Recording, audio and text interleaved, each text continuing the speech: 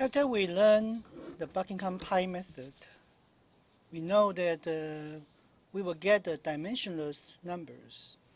There are a couple very common dimensionless parameters that usually you will see in your homework exams. So let me introduce some of them. The first common one is Reynolds number. And indeed, it's a ratio of the inertia and viscosity force. You can see the densities times the velocity with the length scale of the models or any of the physical objects that represent the inertial force. Mu itself represents the viscosity. So this is the most common one that you will see in almost all the problems, as we see in the examples later. Second is a Froude number. Now, Froude number is a ratio of the inertia and the gravity force. As one can see from here, velocity represents inertial force. G here represents gravity. So this one is usually used for free surface flows. Now the next one we also see from time to time is called Strohau number. It's a ratio of the local inertial force divided by an inertial convective force. Now one can see from here, what do you mean local means what? That let's say you have a flag that confront the winds, and then you have that flag oscillating back and forth. It's oscillations, inertial force. And convective one is related to the one that the convective acceleration one. So there are quite a lot of different numbers. For example, Euler number related to the pressure force and inertial force.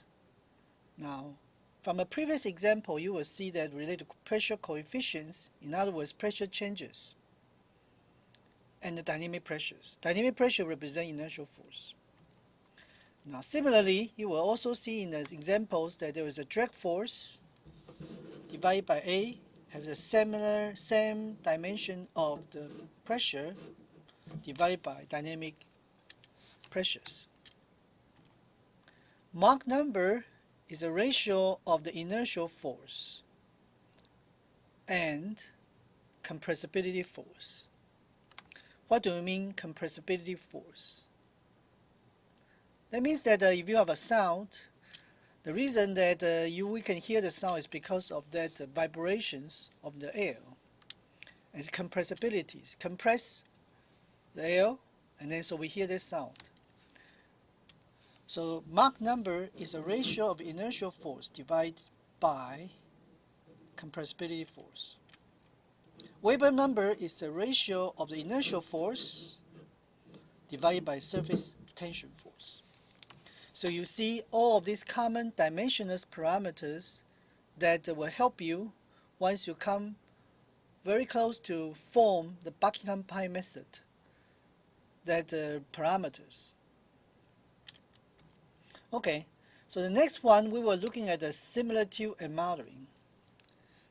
Now, so far we have learned how to form the Buckingham Pi method, how to get the dimensionless number through the Buckingham Pi method. Now, what do you mean similitude? And what would be the purpose of using this Buckingham Pi method? The key thing lying to this one. Similitude is a method or the theory of predicting the actual structures we call prototype, mean real one, performance from the model observations. In other words, we would like to base upon the model's observations to estimate the actual structures or prototypes, information or performance. And this kind of bridging between the model observation and the prototypes performance is called similitude. Now, to give examples, that we have the extra prototype spillway. We would like to know how much discharge of this prototype. Of course, one thing to do is that we really build it, spend $1 million, but it might not achieve what we want because of the design, because of the slope, and so on. So how do we make sure before we build it, we still can get the target discharge? Right? We use the similitude.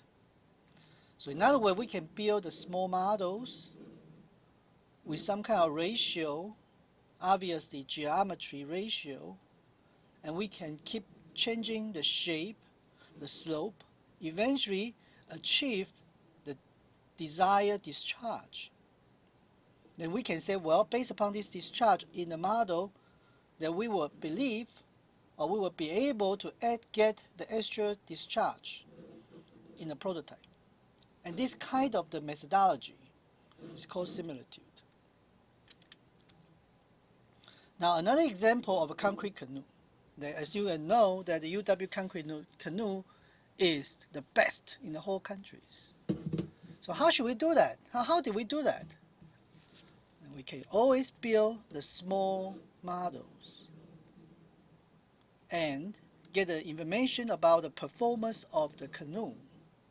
Then we can go back to the actual prototype and build it. In other words, we learn from the experience, the performance of the models, and then bring it back to the actual prototype. So now you can see how useful of a similitude and modeling now. So how do we really design the models? In other words, how do we really build this similitude? There are a couple things that you need to follow. First, in other words, we need to follow the scaling requirements. As you can see, that the first one is called geometric similarity. It means that all of the dimensions must be scaled identically. When you say all of the dimension means if you have the models, the subscript represent model, the model width and length should be scaled proportional to the actual prototype width and length. We call this geometric similarity. Now, if we move around that, obtain the width model with prototype will be equal to length model, length prototype. In other words, we will get the very similar geometric similarities. We would not like to change the model width and model the length model length in not proportional way. This is the main requirement for geometric similarity. The next one is a kinematic similarity. As we know about kinematic related to velocity. So in other words, all the flow patterns, means streamline, velocity, acceleration, should be similar. Means that your horizontal velocity of the models divided by vertical velocity of the models should be proportional to horizontal velocity of prototype and vertical velocity of prototype. In short, you will see that if you move it back and forth, very similar to a geometric similarity, we would like to require the horizontal model velocity divided by horizontal prototype velocity. Their ratio should be the same as the vertical velocity between the model and prototype. We give a number called equal to lambda v. The last requirement, which is the most important one, is that we need to require the dynamic similarities. Now, some people might be wondering about why do you want to learn so many dimensionless numbers? Indeed, the dimensionless number that you see from commons, dimensional number, all related to force. So what kind of forces? So in other words, we would like to, for example, that require the inertial force of the model and the viscous force of a model should be the same as inertial force of a prototype and viscous forth of a prototype. Now, if we move around, means what? The Reynolds number should be the same. In short, we will require the model Reynolds number the same as a prototype Reynolds number. And it will give us, if we move back and forth, will give us equal to 1. This is the most important parameters you will see.